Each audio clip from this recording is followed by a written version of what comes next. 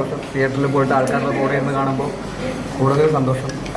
അപ്പോൾ എന്തായാലും ഭയങ്കര പാക്ഡായിട്ട് ആൾക്കാർ എല്ലാവരും ചെറിയ കുട്ടികൾ മുതൽ മുതിർന്ന ആൾക്കാർ വരെ സിനിമ ഒരുമിച്ച് വന്നിരുന്ന സിനിമ കാണുമ്പോൾ ഭയങ്കര സന്തോഷമുണ്ട്.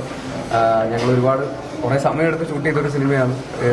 ഗീതാരനാണെങ്കിൽ കുറേ കാലം ഇതിനു വേണ്ടി വർക്ക് ചെയ്തിട്ടുണ്ട്. അപ്പോൾ ഫൈനലി അതെല്ലാം ഇങ്ങനെ പേ ഓഫ് ചെയ്യുന്ന കാണുമ്പോൾ ഭയങ്കര സന്തോഷം. Thank you. ഇതിന്റെ പ്രേക്ഷകരുടെ അഭിപ്രായം നേരിട്ട് അറിഞ്ഞപ്പം എങ്ങനെയുണ്ട്?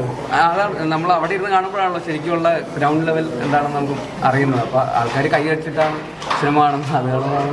നമ്മൾ ഒറ്റയ്ക്ക് ഇരുന്ന് കാണുമ്പോൾ ഇത് മനസ്സിലാവില്ല. നമ്മൾ കുറേ കാലമായിട്ട് സിനിമയിൽ നിൽക്കുന്നതുകൊണ്ട് നമുക്ക് ഇതിൻ്റെ ജഡ്ജ്മെൻ്റ് ഒന്നും മനസ്സിലാവണമെന്നില്ല. പക്ഷേ ആൾക്കാരുടെ കൂടെ ഇരുന്ന് കാണുമ്പോൾ ഫൈനൽ പ്രൊഡക്റ്റ് എല്ലാം കഴിഞ്ഞ് മ്യൂസിക്കും ഒക്കെ ചെയ്ത് മിക്സിംഗ് ഒക്കെ ചെയ്ത് എല്ലാം കഴിഞ്ഞിട്ട് അത് കാണുമ്പോൾ ക്രൗഡിൻ്റെ കൂടെ ഇരുന്ന് കാണുമ്പോഴാണ് ഈ സിനിമയുടെ ശരിക്കുള്ള.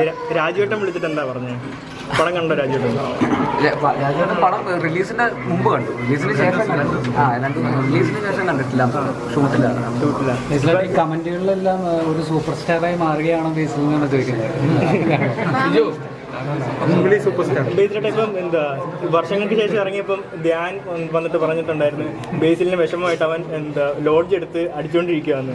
ഇപ്പം ആൾക്കാർ കമന്റിൽ വന്ന് പറയുന്നത് ധ്യാൻ ഇപ്പം ഇത് കണ്ടിട്ട് ധ്യാൻ ലോഡ്ജ് എടുത്തിട്ട് ഇപ്പം ഒറ്റയ്ക്കിരുന്ന് അടിച്ചുകൊണ്ടിരിക്കുകയെന്നാണ്. അപ്പം അതിനെപ്പറ്റി എന്താ പറയാനുള്ളത്? ഇല്ല, ധ്യാൻ ഇന്നലെ ഞാൻ വായിച്ചിരുന്നു. ഇല്ല, ധ്യാൻ ഇന്നലെ വിളിച്ചിട്ടുണ്ടായി. കൺഗ്രാജുലേറ്റ് ചെയ്യാൻ വിളിച്ചായിരുന്നു. കണ്ടായിരുന്നു? പുള്ളി പടം കണ്ടോ? അവൻ കണ്ടിട്ടില്ല. പക്ഷെ ഒരു താല്പര്യമില്ല. എന്നാലും ഓക്കേടാ കൺഗ്രാറ്റ്സ് എന്നൊക്കെ പറഞ്ഞ് വിളിച്ചായിരുന്നു. ചേട്ടൻ എന്തെങ്കിലും പറയാനുള്ളതൊക്കെ പറഞ്ഞായിരുന്നു. പഠിച്ചു